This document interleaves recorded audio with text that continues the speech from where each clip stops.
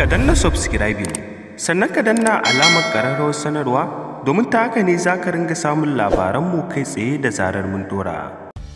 Labaran Hausa da dumudumin su akan ƙungiyar AES, ƙasar Mali da ƙasar Burkina Faso da kuma ƙasar Jamhuriyar Nijar. Kamar yadda a yanzu haka mai sauraro, idan har ya kasance kana ɗaya daga cikin ɗan wannan ƙasa, yana da kyau ka tsaya ka saurari rahotannin nan tun daga farko har ƙarshe, domin za ka ji yadda labaran suka kasance a halin yanzu. Kamar yadda ka sani mai sauraro, a yanzu haka mutane da yawa suna ta maganganu a dangane da haɗin kan ƙasar Jamhuriyar Nijar da ƙasar Mali da ƙasar Burkina Faso, inda a yanzu haka makiya suke ta kawo suka, suke so su ga sun raba ƙasashen, kuma haka zalika sun tarwasa ƙungiyar AES ɗin.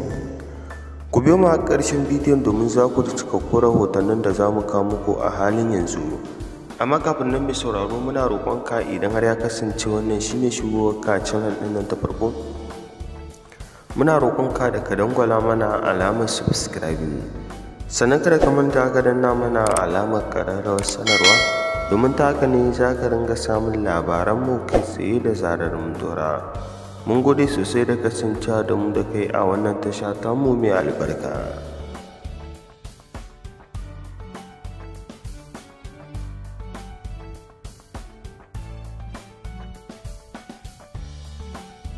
Labaran Hausa da dumudumin su daga ƙasar Jamhuriyar Nijar, ƙasar Mali da ƙasar Burkina Faso. Kamar yadda aka sani mai sauraro, a halin yanzu mutane da yawa suna ta maganganu a dangane da yadda ƙungiyar AES take so ta kawo sauyi a ƙasar Jamhuriyar Nijar da ƙasar Mali da ƙasar Burkina Faso.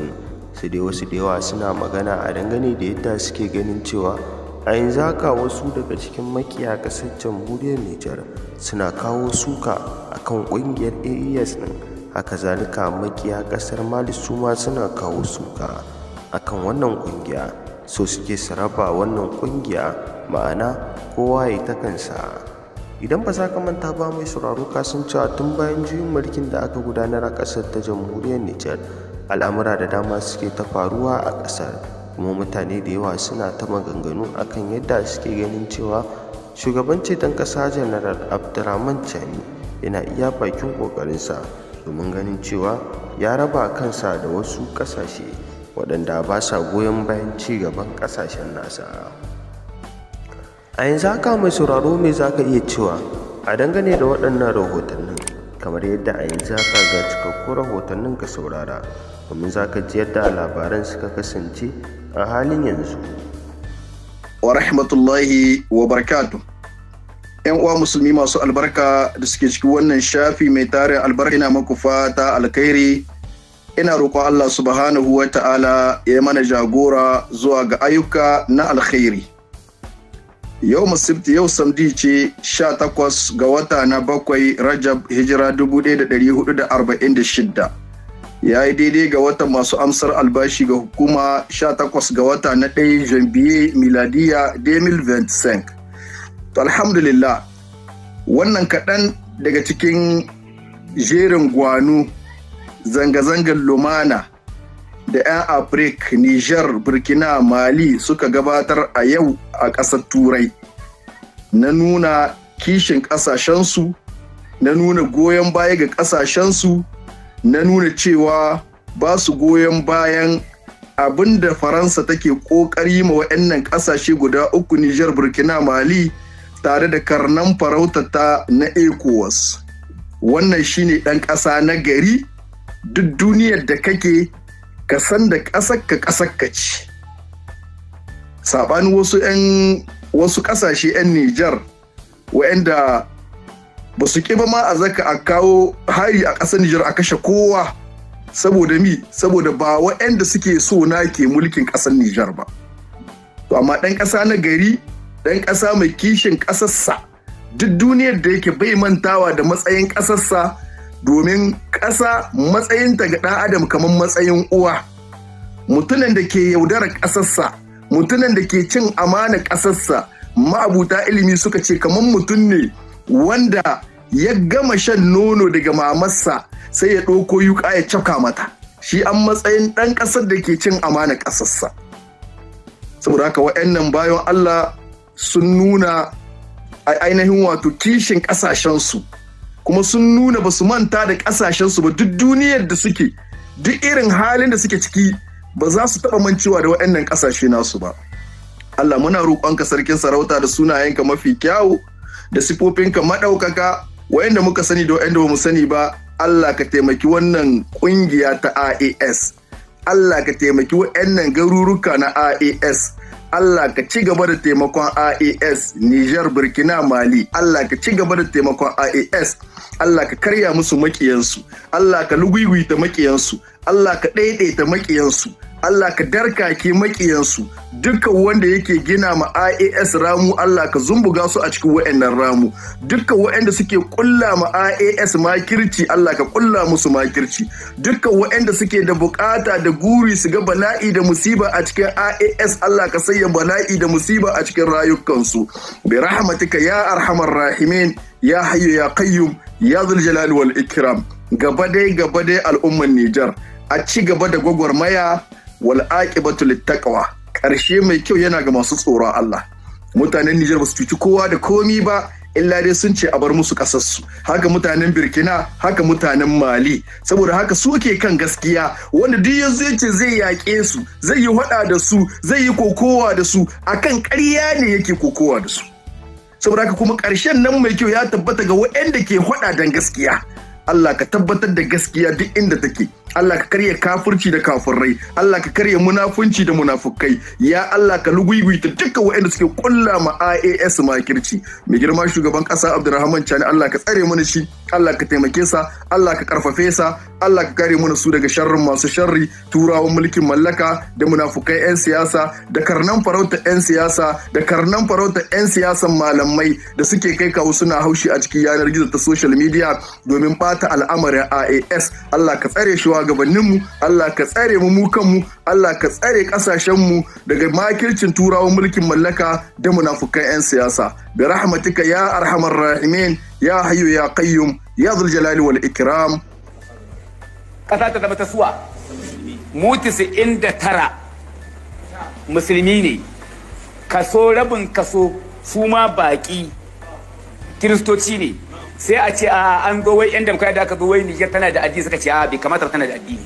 A ce ba kasa bace, kasar ban ruwanta da addini. Kai mutum dai dan kasan ka dama kai addinin ka, amma ita kasar ka ba ruwanta da addini, ko wani addini ma zo. Tsakanin ku da Allah wa aka dakile wa aka magata.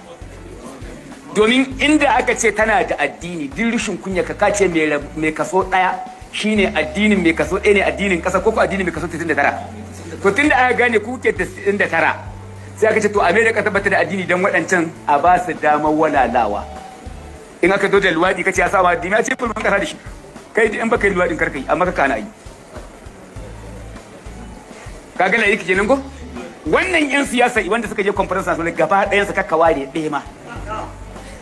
Illa waɗanda ɗaiɗaikun da suka ce kar a irin su Professor Jibba Hammani, irin su Hambali Jinju, irin su shugaban Murga Ismaila Umar Sama'ila da ire-iren su, wasu ɗaiɗaiku su ne suka ce kar a yi. Amma duk waɗannan 'yan siyasa, waɗannan manyan shugabannin farti-farti da wanda suka yi taɓa shugabancin ƙasa da wanda ba su taɓa bai suna jiran gado ana ta adawa, dukkaninsu ne suka ce ba su yarda ba ƙasar su ta zama addini. Kisa Allah shi kuma ya wulaƙanta su, kowa sai da ɗanɗana ma kowa bala'i.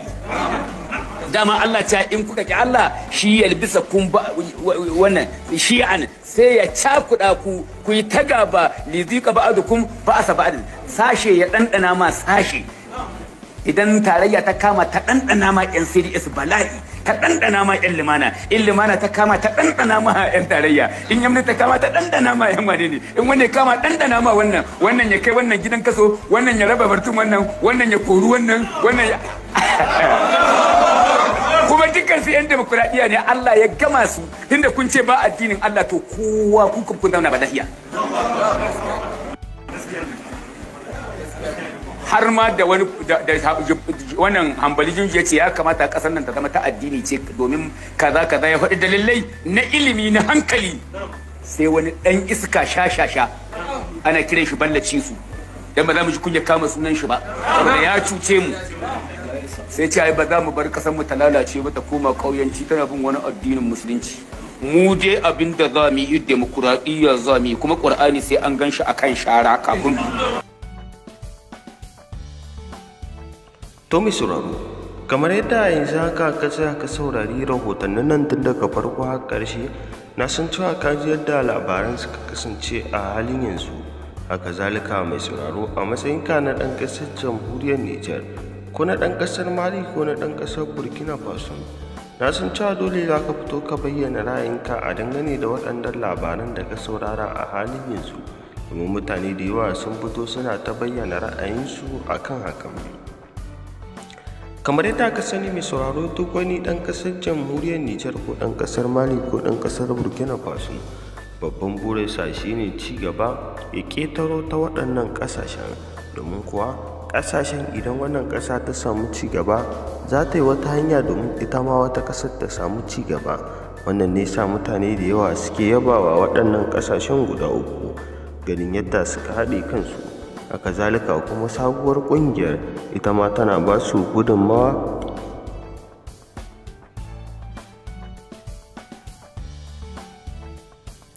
sabuwar ƙungiyar AES tana ba su gudunmawa 100% bisa yadda suke tafiyar da al'amuran cigaban ƙasar kasu.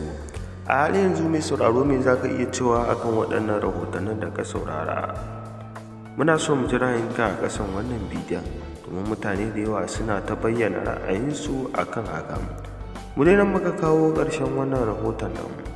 Ya dai kasance da wannan tasha tamu a kodayaushe ta hanyar dangwala mana alamar subscribing, sannan kada ka manta ka danna mana alamar ƙararrawar sanarwa, domin ta haka ne za ka ringa samun labaranmu kai tsaye da zarar mun dora. Mun gode sosai da kasancewa da mu da kai a wannan tasha tamu mai albarka. Sannan mai sauraro, kada ka manta ka dangwala wa bidiyonmu alamar lakin. Mun gode sosai da kasancewa da mu da kai a wannan tasha tamu mai albarka.